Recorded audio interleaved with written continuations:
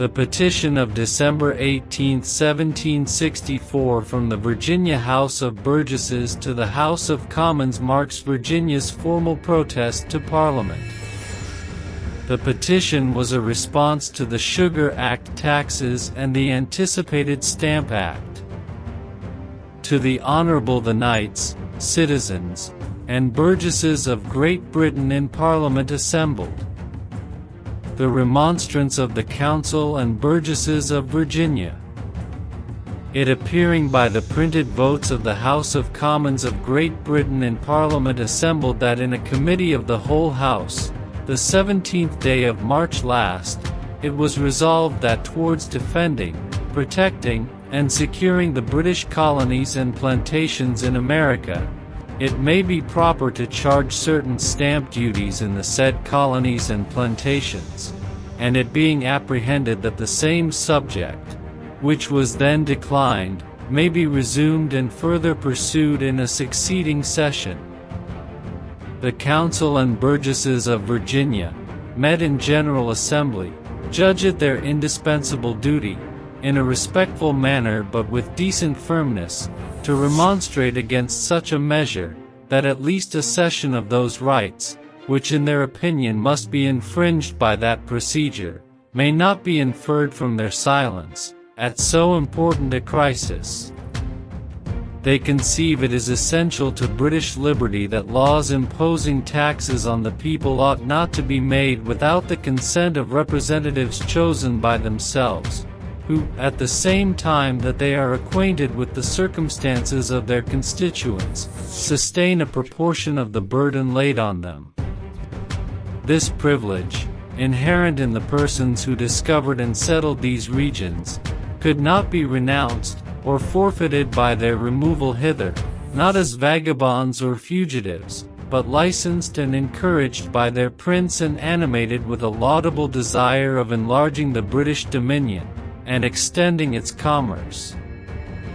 On the contrary, it was secured to them and their descendants, with all other rights and immunities of British subjects, by a royal charter, which hath been invariably recognized and confirmed by His Majesty and his predecessors in their commissions to the several governors, granting a power, and prescribing a form of legislation, according to which, laws for the administration of justice, and for the welfare and good government of the colony, have been hitherto enacted by the Governor, Council, and General Assembly, and to them requisitions and applications for supplies have been directed by the Crown. As an instance of the opinion which former sovereigns entertained of these rights and privileges, we beg leave to refer to 3 acts of the General Assembly passed in the 32d year of the reign of King Charles II, one of which is entitled an Act for raising a public revenue for the better support of the government of His Majesty's colony of Virginia, imposing several duties for that purpose, which they thought absolutely necessary, were prepared in England, and sent over by their then Governor, the Lord Culpeper, to be passed by the General Assembly, with a full power to give the royal assent thereto, and which were accordingly passed, after several amendments were made to them here.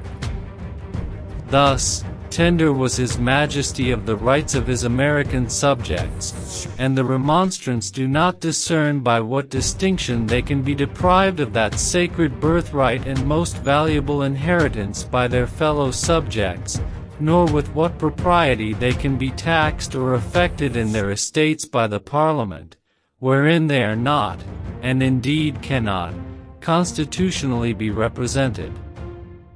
And if it were proper for the Parliament to impose taxes on the colonies at all, which the remonstrants take leave to think would be inconsistent with the fundamental principles of the Constitution, the exercise of that power at this time would be ruinous to Virginia, who exerted herself in the late war, it is feared, beyond her strength, insomuch that to redeem the money granted for that exigence her people are taxed for several years to come, this with the large expenses incurred for defending the frontiers against the restless Indians, who have infested her as much since the peace as before, is so grievous that an increase of the burden will be intolerable, especially as the people are very greatly distressed already from the scarcity of circulating cash amongst them, and from the little value of their staple at the British markets. And it is presumed that adding to that load which the colony now labors under will not be more oppressive to her people than destructive of the interests of Great Britain, for the plantation trade, confined as it is to the mother country, hath been a principal means of multiplying and enriching her inhabitants, and if not too much discouraged, may prove an inexhaustible force of treasure to the nation.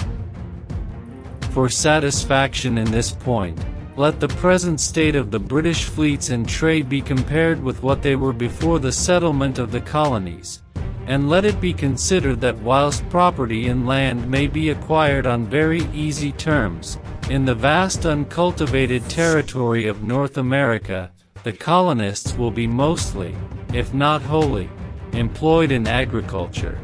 whereby the exportation of their commodities of Great Britain, and the consumption of their manufactures supplied from thence,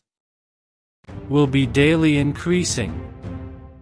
But this most desirable connection between Great Britain and her colonies, supported by such a happy intercourse of reciprocal benefits as is continually advancing the prosperity of both, must be interrupted, if the people of the latter, reduced to extreme poverty, should be compelled to manufacture those articles they have been hitherto furnished with from the former. From these considerations it is hoped that the Honourable House of Commons will not prosecute a measure which those who may suffer under it cannot but look upon as fitter for exiles driven from their native country, after ignominiously forfeiting her favours and protection, than for the prosperity of Britons who have at all times been forward to demonstrate all due reverence to the Mother Kingdom, and are so instrumental in promoting her glory and felicity, and that British patriots will never consent to the exercise of anti-constitutional power, which even in this remote corner may be dangerous in its example to the interior parts of the British Empire, and will certainly be detrimental to its commerce.